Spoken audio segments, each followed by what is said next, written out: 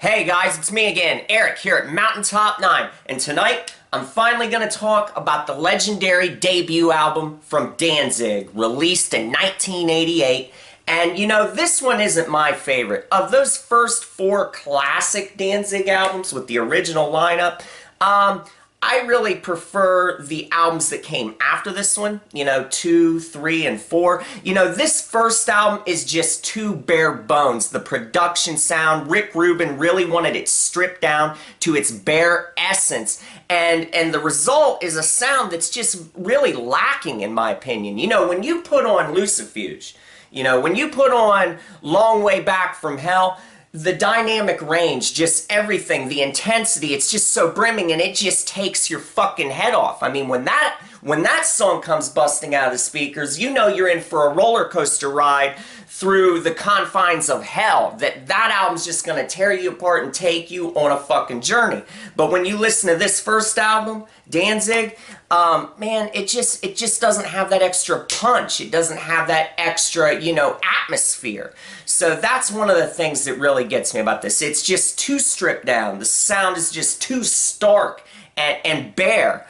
And I feel that kind of takes away from the songs a little bit. And we'll get to that as I go through this album song by song. I'll touch on that more, the production sound and how it could have been better. But besides that, this album has some very memorable songs. I mean, the first Danzig album, I mean, you have some all-time classics on here that are still played in the concert set list today when Danzig plays. He has to play certain songs on this album. He has to play, you know, Twist of Cain and Mother. You know, those are two, you know, standards that he always plays. But anyway, enough of me ranting about the production sound and how it could have been better and all that bullshit, because you're going to hear me do that again and again throughout this review anyway. Let's just get into this album right now, track by track, and I'll let you know what I think of each song. The first track on this album is Twist of Cain, and if you don't know this fucking song, then you've been living under a rock all these goddamn years, okay? You know, it has some classic Danzig lyrics in here. You know, that just Twist of Cain itself, you know, the title comes from Cain, from the Bible, you know, and he killed his brother Abel. So we have the whole biblical thing going on in here that Danzig liked to run throughout his lyrics. He always has. And you know, I feel like there is a loose theme running throughout this album, not just on Twist of Cain, but on the whole thing, this kind of biblical subtext about, you know, how mankind is fallen, all right? He's sinful by nature. He has base desires. Just the words on here. Danzig really has a way of writing lyrics that are kind of cryptic, and you can kind of interpret them in different ways. They kind of twist and they kind of warp within your mind. You know, when he's saying those vivid lines about a crimson highway spreading out from his forehead to the ground, and, you know, all this stuff about feel it move me, feel it shove me as I break the law. You know, it's just a very rebellious song by nature, and then the words with that extra, you know, biblical nuance that's kind of propelling it forward. I just feel like Twist of Cain, it's a classic in the sense that just the words alone really kind of set the stage for the rest of this album. But if you asked me musically, does this song engage me on a musical level? Is this a song that I return to time and again to listen to? No, not really. Twist of Cain to me is kind of a boring song, and I'm sorry to say that, but it really is. I mean, if you were going to say to me, would you rather listen to a song like Twist of Cain or a song like Snakes of Christ off the second album? I'd take Snakes of Christ any fucking day of the week over this song. Not only because the production is better and because it packs more of a wallop, you know, sonically, but also because it's just a better song in every other way as well. The riff just drives more, there's more energy, there's more violence to the sound. Twist of Cain suffers because of the production sound on this album. It's just too stark, like I already said, and it just feels kind of lifeless, which is sad because it should have so much more energy to it. I mean, the words themselves, you know, they're just so haunting and violent, and they have all these different shades of evil and violence, but it doesn't matter because the sound is just too subdued. This song to me is just boring, and to this day when Danzig plays this song live, you know, I don't really give a shit. Twist of Cain is just not one of my favorites. Now, do I understand why it's a Danzig, you know, classic? Yes, I can perfectly understand. The riff is very memorable. You know, that riff that just kind of goes up the fretboard like a spider pinching those little evil notes, and, you know, John Christ does that little vibrato in there and everything, that nice sound that he was so good at doing. You know, John Christ did that sound really fucking good. You know, when you listen to people like Tommy Victor play this fucking song, oh, come on, man. The sound is just so different. He doesn't have the right feel. John Christ, this is his song, this is his feel, but unfortunately, it just doesn't do it for me song-wise. Even though I do like the lyrics and I like the idea that it sets up about this debut album. Now, moving on, past Twist of Cain, you get to Not of This World. Now, once again, Not of This World, to me, is a rather boring and lifeless song. And that's too bad, because once again, the fucking words on this song are really haunting and memorable, and they just have that unique Danzig flavor to them. You know, when he says stuff like, I am the dawn upon your bloody beach, come to pass.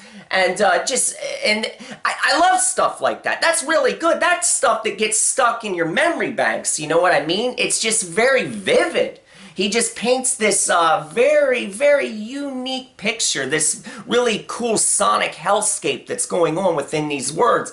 But the production sound on this song is lacking. Okay, just as it is on the whole fucking album, so it affects this song greatly because it's already not that good a song in my opinion. The riff is just standard and kind of boring, alright? It's plodding, just like Twist of Cain. That's a very good word for some of the songs on this album. It's plodding, alright? There's a difference between saying a song is doomy, alright? That can mean something really cool. Alright, a song can be slow and doomy, but it can envelop you. It can enchant your mind with a really good melody. Alright? But a song like Twist of Cain and a song like Not of This World, these songs are just plodding, in my opinion. Even though they're trying to be bluesy and everything, I feel like they missed the mark. I do like Danzig's vocals, though. You gotta say, on Not of This World in particular on here, he gets out some good Danzig yells that are just classic, okay? So you gotta love that. And also he does some really good bluesy singing, showing off different, you know, aspects of his vocal range, especially in that part where he's going, you think that you know the reason I'm alive. Truth is you only know the lies. You know, that little section in there, that nice bluesy section. His voice sounds really fucking good in there, and he's showing off, you know, a different side of his vocal palette. So I do like that. So Not of This World has some cool lines in there, and nothing bites like I do. All of that stuff. Really good lyrics, but it's just kind of boring. Just like Twist of Cain, this song is one that I don't go to. I don't run to this fucking song and listen to much anymore. Now the next song, She Rides. This is the one where I feel like a lot of people watching this video are going to disagree with me, because I'll tell you what, I'm not a fan of She Rides at all, okay? I had some less than stellar things to say about Twist of Cain and Not of This World, but She Rides takes the fucking cake. Why this song is still played in the live set list to this day is just beyond me. For some reason, people fucking like this song, and I'll never understand why. To me, She Rides is an annoying, just a stupid song that has a very simple motif. The lyrics are bland. Okay, the performance overall is just so lifeless that I want to fall asleep a minute into hearing this song, okay? I mean, yeah, you got a video with girls shaking their ass and everything else. Okay, I can understand. Maybe some people like watching the fucking music video, even though I think the music video is cheesy as fuck. I can see where some people might like the video, maybe back in the day, when they didn't show, you know, people shaking their ass on MTV left and right. Maybe that was a thing. That was a cool gimmick for the song, even though that girl doesn't have much of an ass in my opinion. But I'm going to digress. I'm not going to get into that. I'm just going to say, She Rides to me is just a boring fucking song, guys. To me, lyric-wise, this is one of those songs where Danzig is singing like this fantasy version of a woman that's kind of almost supernatural in nature. She has like some kind of enchanting power, okay? And she's like, he's almost singing about the woman and sort of this dominant position over him, which is interesting because he has songs on the other hand then like Mother and Killer Wolf and Possession, and we'll get into all of that. But this is one of those songs where Danzig takes a different lyrical approach and he lifts the woman that he's singing about into this almost, like I said, into a mystical position. He does the same thing on a song like Her Black Wings on Lucifuge. Now, I'm not as much a fan of these kind of songs of Her Black Wings, She Rides. You know, for me, it just doesn't have the same kind of feeling that I'm looking for in a Danzig song. I feel like a song like this is just cheesy, alright? It makes Danzig almost appear more of a subservient type of position. When you watch the video, for instance, I'm getting off on a long rant here, but if you watch the video to Until You Call on the Dark, you've got Danzig kind of crawling around on the ground in that, alright? And he's, you know, he's dressed all in leather, and he's got a woman with a whip, and she's, you know, she's whipping the ground all around him. And this seems like this song kind of fits in with that aspect of that video and with Her Black Wings. It's another song, like I said, where instead of Danzig being the predator, instead of Danzig being the wolf, he's the one in this position of authority. This song, a song like She Rides, it subverts that, okay? It puts the woman in question above him. But I'm more for the Danzig songs where he is the, like I said, he's the predator, where he's the one in a violent position of just total possession over someone else. Those are the kind of songs I like from Danzig. I just feel like they work more with his overall aura, okay?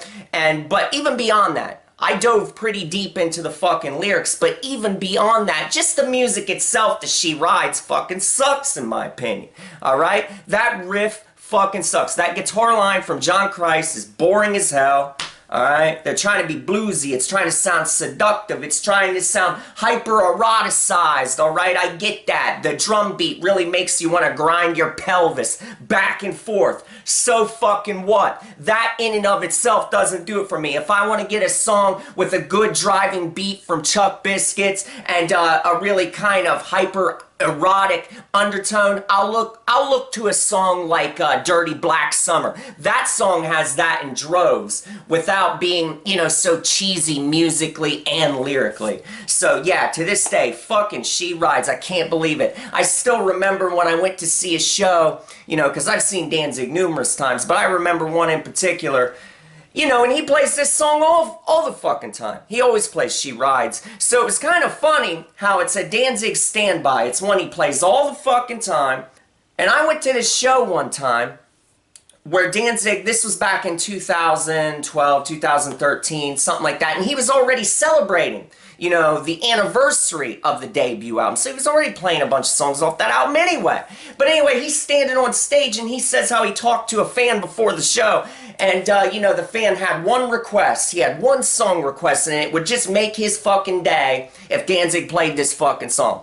So I'm sitting here in my head, I'm thinking, okay, you know, the fan requested that he played, you know, Tired of Being Alive, or Godless, you know, or fucking, you know, something that Danzig rarely plays. Little Whip, I don't know, something like that would be cool, or Stalker song. No, nothing like that. The fan requested that he played She Rides. Whoop-de-fucking-do. Who the fuck cares? Of course he's gonna play She Rides. You're gonna waste your one goddamn request on that fucking piece of shit?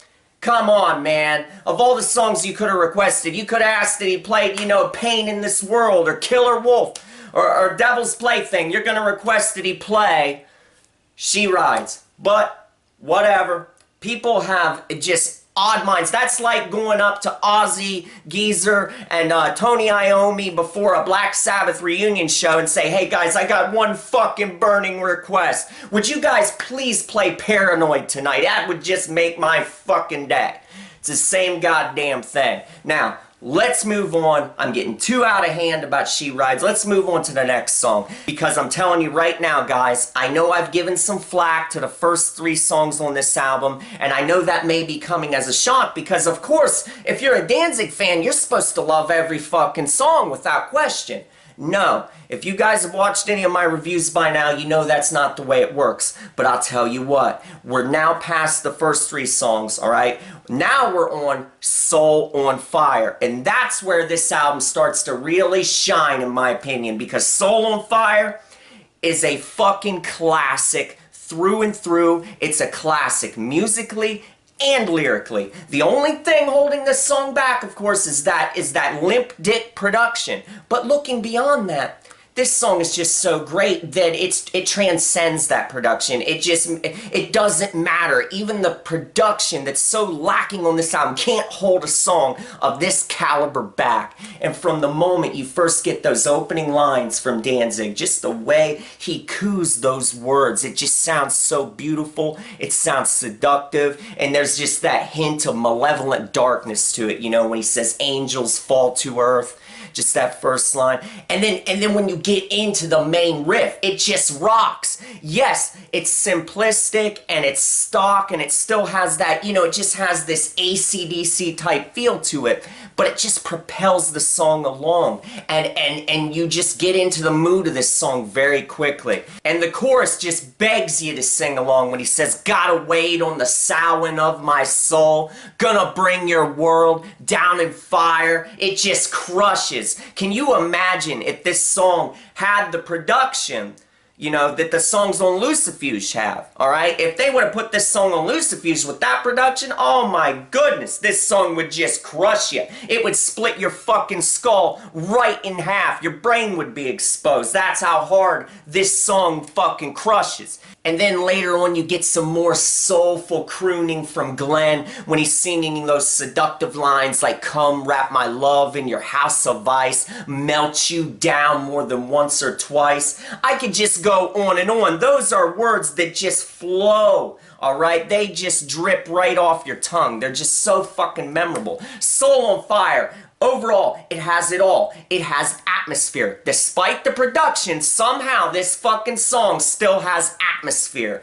And not only does it have atmosphere, it has a nice driving riff, it has a crushing chorus, and it has immensely soulful singing from Glenn. Soul on Fire is a standout classic on this album, and it's also a standout Danzig classic in general off any.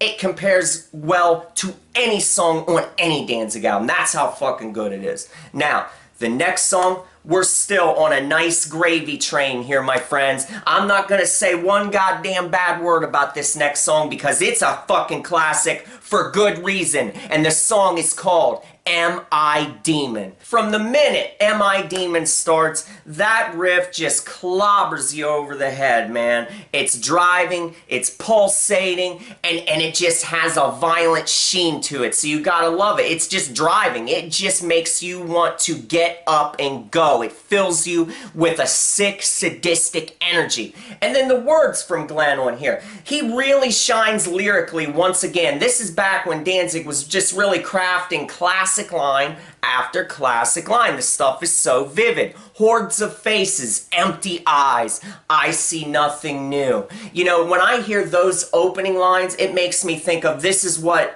Glenn must have thought when he'd be looking out at hordes of people in the crowds that would come and watch him. That's the idea I kind of get from that line like there. When Glenn is singing lines like pounding out deserved pain to anyone in need, that's the kind of stuff. That's the thing that I really like about Danzig in particular, and that's where I'm going to get off on a little kind of tangent here to tell you what I mean. I already talked about how this album kind of has this subtext running through it, you know, where it's just all about the nature of man and that duality, you know, that battle between good and evil. And instead of trying to be, you know, trying to suppress the evil side, trying to rein it in, this album seems to almost be a celebration of mankind's darker nature, all right? And so when you listen to lines like that, pounding out deserved pain to anyone in need, you know, and then the lines he says before about, you know, faces of a million hells rage inside these veins. Stuff like that to me, I like the way Danzig is saying, yeah, I have violent impulses. There are violent thoughts within my mind. Okay, and I'm not ashamed of that. You know, Danzig has always done that. Even going back to the Misfits on stuff like Violent World, okay? And then on All Murder, All Guts, All Fun from the Sam Hain days. You know, back then he may have been cloaking it in more of some comic book type imagery, all right? And it may have been dressed up with more of a catchy, cartoonish sound, somewhat, but as time has went on and you get to songs like Am I Demon, you see it take more of a serious import. You feel like the themes are getting slammed home with more of a serious intent. That's just how it feels on here, and I like that. I like listening to an artist like Danzig who, you know, is like, yeah, this is what violence is. I'm not afraid of violence. I have, you know, angry thoughts within me, and I'm not ashamed of them. I'm not going to keep them chained inside. I'll let you know what I think. I'm not going to keep things a secret from you. You know, he doesn't try to, you know, feign outrage, all right, at things. He doesn't act like other bands who may sing about violent things and they also feel like they have to rush to condemn everything they're singing about, okay? Danzig doesn't do that. He doesn't feel like he needs to condemn every goddamn dark thing that he's singing about. He just sings about the shit. He says, this is the way of the world. This is how mankind is. And I'm not going to cast some kind of aspersion on it. That's the vibe that he gives off. And I like that violent edge in this type of music, and I like the way Danzig just puts it out there. He doesn't pretend that he's going to say, no, this is wrong, no, this is wrong, no, I never feel this way. No, you get the feeling that the stuff that Danzig is singing about, like, he knows that that's part of his inner nature, and he's putting it out there, all right? It feels authentic. So I like that. I like the violent, you know, force that a song like Am I Demon conveys. I love that. It gets you into it. This song is driving. It's pulsating. All those great qualities that you get from this old, violent, bluesy, you know, Danzig lineup. That's what this song has in droves.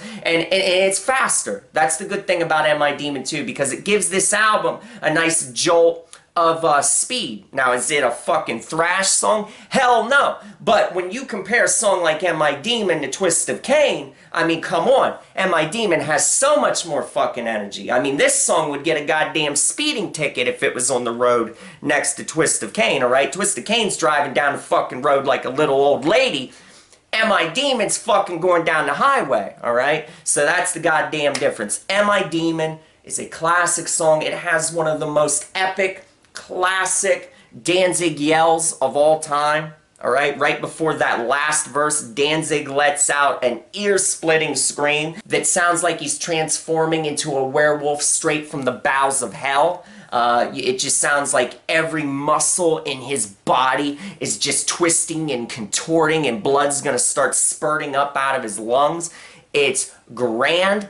Am I Demon is a classic for good reason, so you can't miss that one. Now everybody knows the next song, Mother.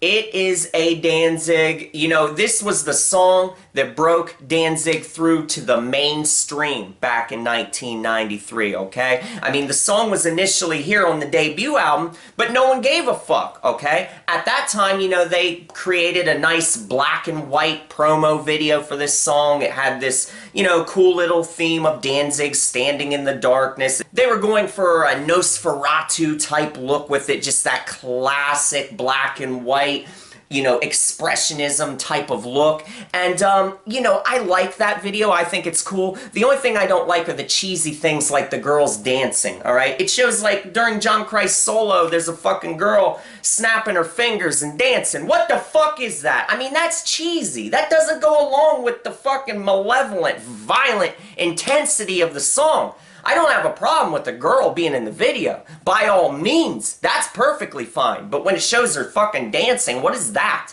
What kind of message is that supposed to impart? It doesn't go along with the goddamn lyrics. It doesn't go along with the sinister music. So I don't know what the fuck they were thinking when they had the girl dancing.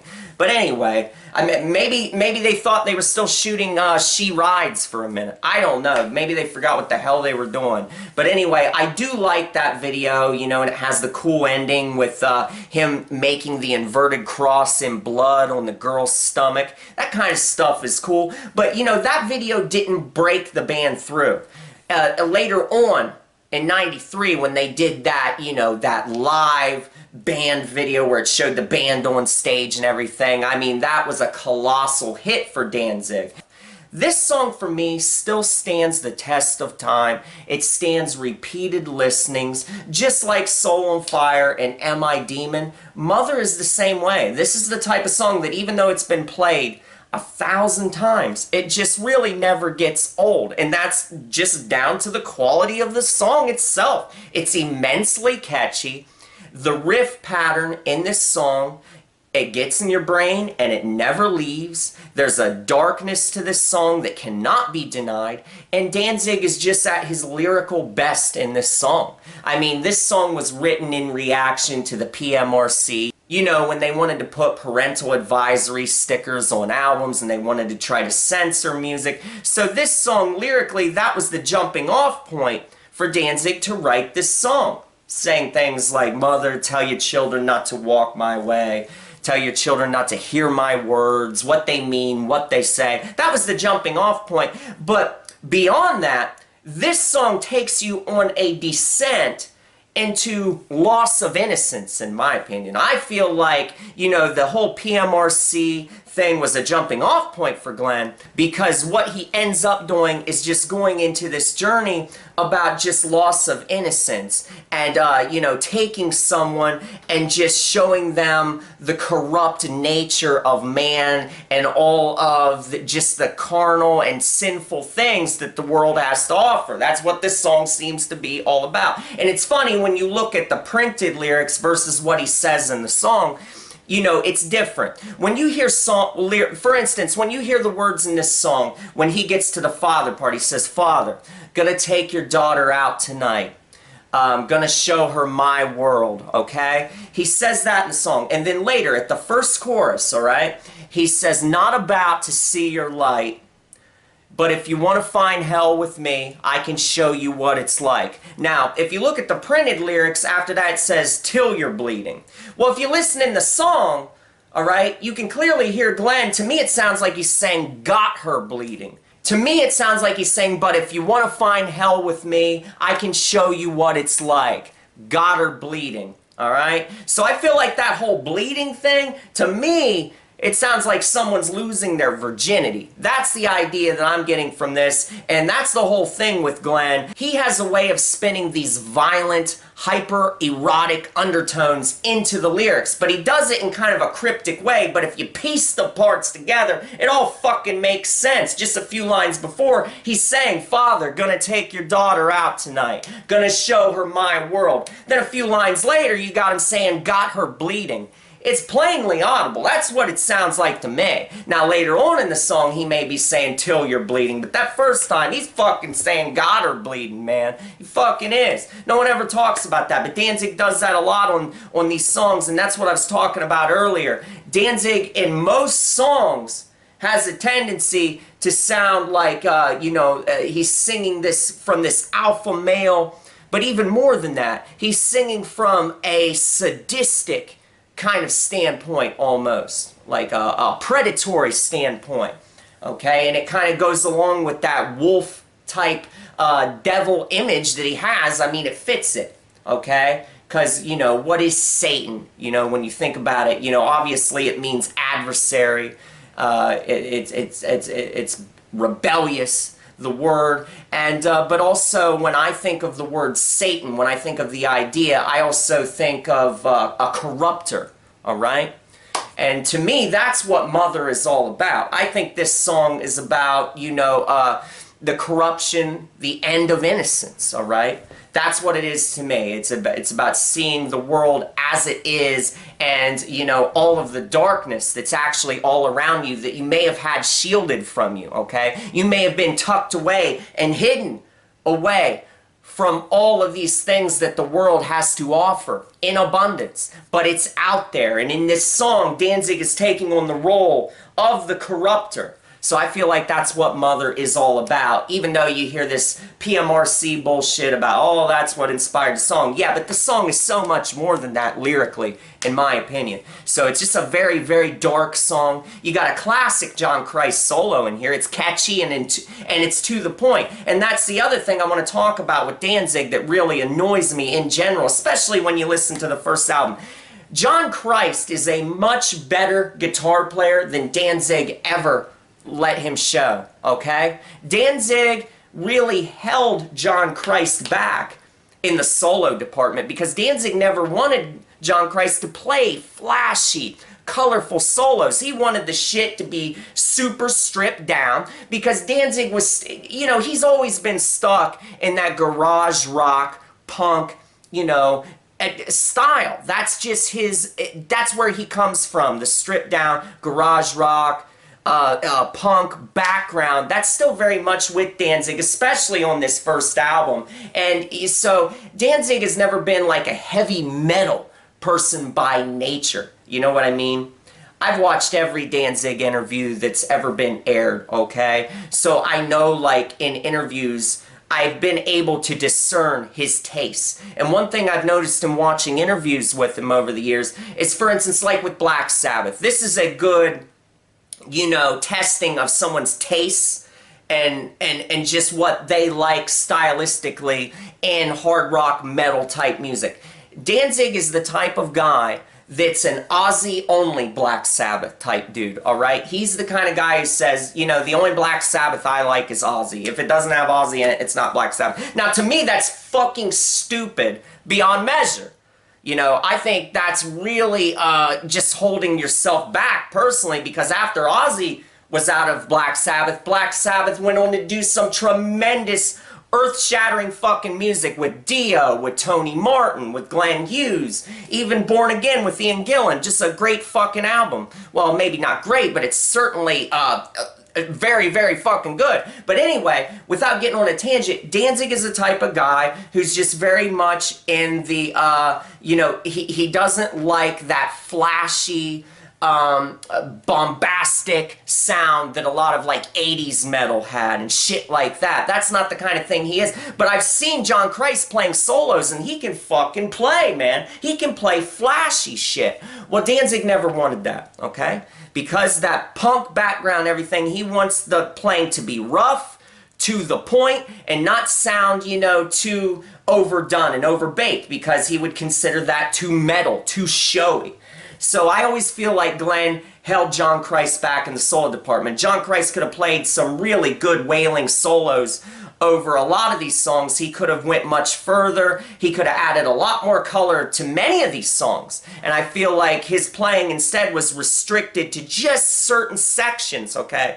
John Christ could have offered a lot more in the solo department, in my opinion, had he not been held back by Danzig. And that's too bad. But hey, it was Glenn's vision. He didn't want the flashy metal playing. I think that's a loss. I think it would have really helped the fucking sound, okay? But, you know, that's too bad. Because, I mean, when you do hear John Christ slam out right in the intro of a song, like at the beginning of Long Way Back from Hell, or Tired of Being Alive, you know, when you hear John Christ playing, when it's allowed to be set free just for a few seconds, it just sounds so damn grand. I wish he could have done a lot more within the confines of Danzig, but unfortunately, it wasn't to be. But anyway, I got off on a long fucking tangent. The next song is a super, super evil sounding song called Possession. And this one, I've liked this song, even the Sam Hain version, okay? Because this was originally a Sam Hain song, and you really get that sense because, like I said, this song is wicked. This song is evil. It has those dark lyrical themes where Danzig is singing about taking control of another person. There are lines on here like, I want to worm inside your skull, make you beg to be my whore, do my bidding day and night. I mean, come on, he's clobbering you right smack over the head with some extremely brutal imagery here. I mean, this stuff isn't cloaked in some candy cane, you know, sorcery and magic and fantastical type dark imagery. No, this is stuff that's down. It sounds like stuff that would come out of a dirty, dank basement, okay? It sounds like stuff that's just coming from the primal sludge of some super evil entity. That's what possession really drives home. And if you listen in this song actually, despite the production on this album, this song even manages to build a nice atmosphere. Now, if Possession was on the next album, it would have had even more atmosphere because the bombastic production would have let it shine more. It would have had a better dynamic range. But as it stands, this song still gives you that nice Omen type of vibe, alright? You just get this feeling. There are voices chanting in the background. You've got stuff where it sounds like there are hidden messages, and I think there are. I think there are some stuff that you can play in reverse even on this song, which is really cool. I'm glad that Danzig did stuff like that on this album because this was the fucking 80s, and everyone was saying that heavy metal albums had backmasking on them, alright? Had hidden satanic messages. So, of course, Danzig is going to put stuff like that on here. And it certainly sounds in here like there are. And, you know, I could go and look it up right now what the hell it is. I'm doing this review off the fucking cuff, so I don't remember what exactly is hidden on this song, but I'm pretty damn sure there's some hidden words in there just to spice up the brew that is this song. And yeah, man, just brutal imagery. I like it. You know, Danzig is singing from that authoritative role, okay? He's the evil overseer, just living out his darkest, most base desires. You know, this song has that whole Incubus theme in it, okay? And I like that. It's a really cool song. The next song is called End of Time, and if you liked the wicked atmosphere that was present on Possession, you get more dollops of that on End of Time. Those clean notes at the beginning set a perfect apocalyptic picture. John Christ is just playing so doomy on this song, okay? And you notice I say doomy. This song has a nice doomy feeling. There is a feeling of pompous importance to this song. This isn't plotting bullshit like Twist of Cain. This is a song you can put on repeatedly and get wrapped up in the end of the world type feeling that the song gives you. And Danzig just coos out the words in this song. He's doing his singing in the most soulful way on this track. You couldn't paint a darker picture if you tried when Glenn is singing words like suffering's here, the weight is gone, the streets are filled with a hollow song.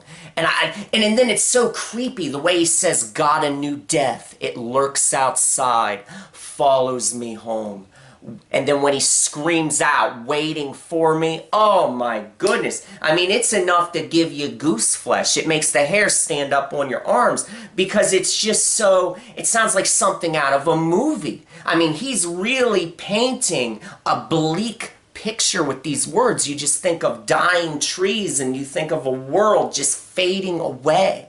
And then the haunting thing, like it sounds like a demon is just following this person and haunting them and ready to drag the person down. And you get to that chorus, lost your soul, doomed and cold.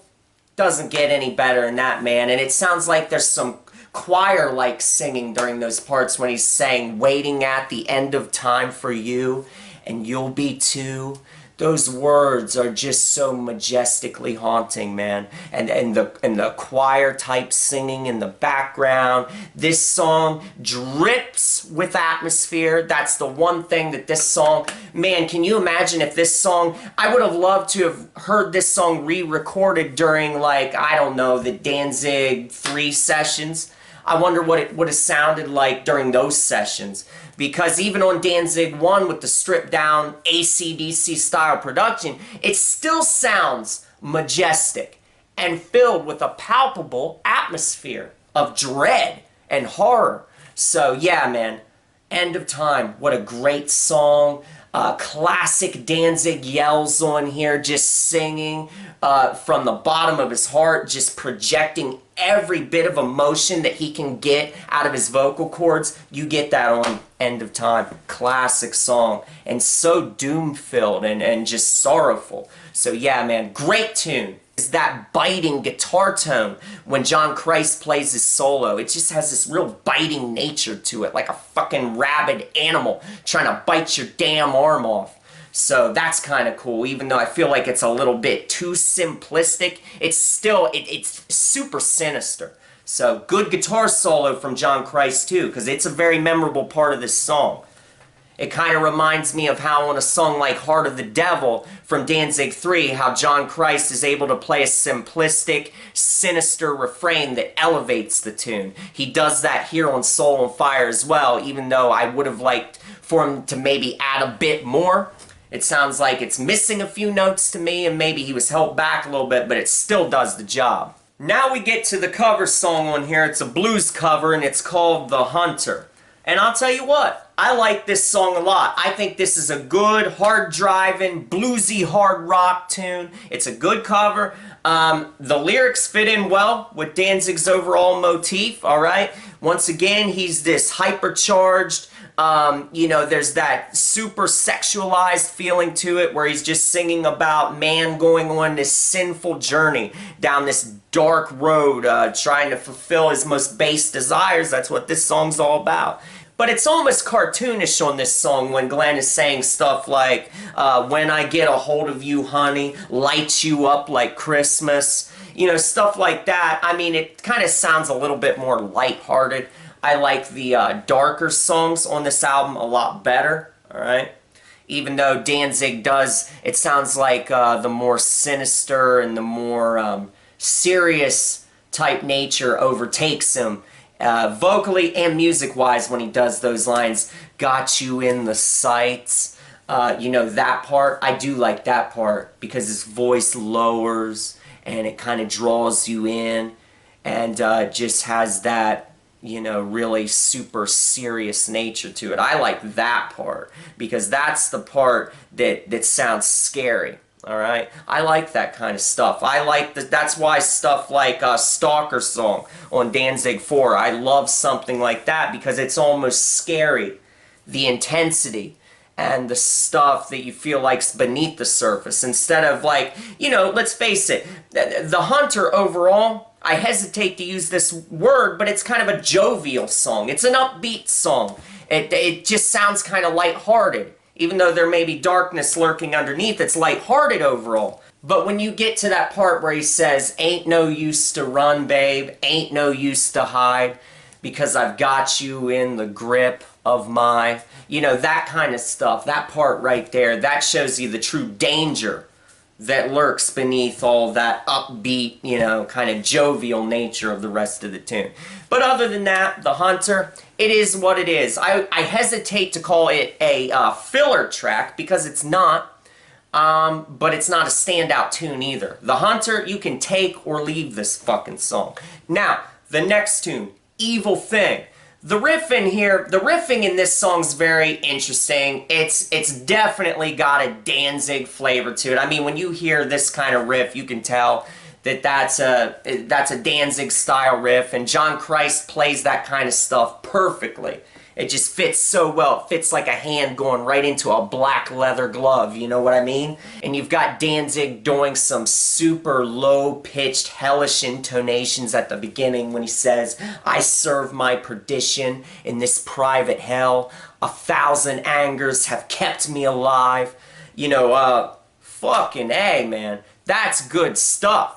I mean, that really picks up and gets back into that pure, black, evil vibe that the rest of the album has. You know, after more of a lighthearted song like The Hunter, you know, because let's face it, that song just has more of a hard rock, upbeat type of approach. Well, this song slams you right back down into the primordial ooze of evil, okay? And then Danzig sings just something that's just so out of this world. It's just something that's just so vague and cryptic, but still paints a vivid picture at the same time, if that's possible. When he says something like, carve a hole in your distorted world, I'm here to bang it. Well, to me, that paints another fucking image of just this violent sexuality, okay? He's talking about carve a hole, and he's saying, I'm here to bang it. I mean, come on. He's really slamming you right between the eyes with these sexual metaphors, and the way he paints them is it's very unique to his style. No one else does it exactly like this, but it's great stuff. And you know, throughout the song, the riff during the verses is very driving. I like that part. But the standout section to me of this song is when he says, want the needing, want to feel you near.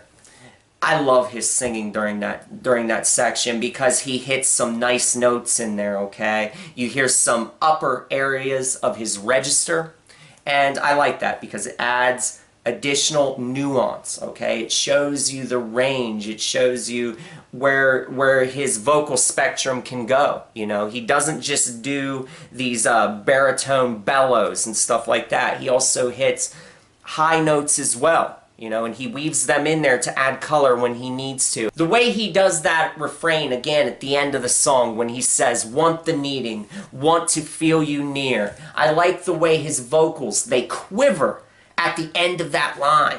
And I just like that. It adds another additional texture to this album in general. You know, when he does things like that vocally, I think it really fleshes out the sound. Because let's face it, his vocals are the star of the show. We're not listening to Danzig 6 here, okay? Or Danzig 7, where his fucking voice is totally hidden and submerged within the rest of the album, okay? No. This is an original Danzig lineup album, and his voice is front and center, as it should be, and it's in its fucking prime, and it sounds great. So, yeah, that's the best part of this song, in my opinion. And it's, you know, Evil Thing is a good closer to the album. I feel like it closes the album out on the right note. So, guys, that's about all I have to say about the debut album from Danzig. For me, I feel like this album could have been a lot better. My biggest quibble with this album is just the production. It's just sonically how it sounds. I feel like overall the album has a lifeless sound to it. I wish it had more intensity. I wish it had more range. I wish there was more reverb pumped up and just more of a sound that you can get lost in atmospherically, because it would have benefited greatly from that. Alright? The songs would have been much better suited had the production you know, been better. If the production would have ramped the songs up and added more texture to what was on display. Because as you can see, even though I'm not a big fan of like Twist of Cain and Not of This World, and definitely not She Rides, I fucking hate that song. But once you get past those first 3 songs, the rest of this album is fucking great, in my opinion. I just don't really care for the first 3 tunes. I mean, Twist of Cain's okay. It's take it or leave it. Not of This World is take it or leave it. She Rides is just garbage, in my opinion. But once you get past those first 3, the album really takes off quality-wise. I mean, it really just elevates drastically. There is a steep incline in quality. When you get to Soul on Fire, this album, you know, gets going. That's when the album really gets going. Soul on Fire, Am I Demon, Mother, Possession, End of Time.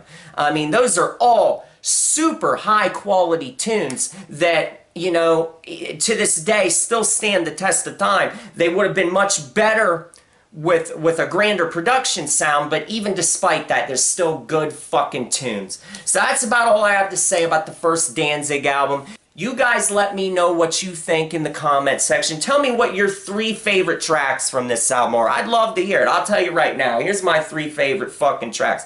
And I'm just going to do this off top of my head because I've never really thought about what my 3 favorites would be. But I guess if I had to pick, I'd say End of Time, Mother, and Possession. If I had to just take 3 with me and I could never listen to if I could never listen to the rest of the album again and I could only listen to 3 and I had to only pick 3, those are the ones I'd go with. I'd say End of Time, Possession, and Mother. Alright? I just feel like those are super, super high points on the album. But then I also love Am I Demon and Soul on Fire as well. Great tunes. So yeah, guys, I hope you enjoyed this review. Let me know what you think. and I'll be seeing you again real soon.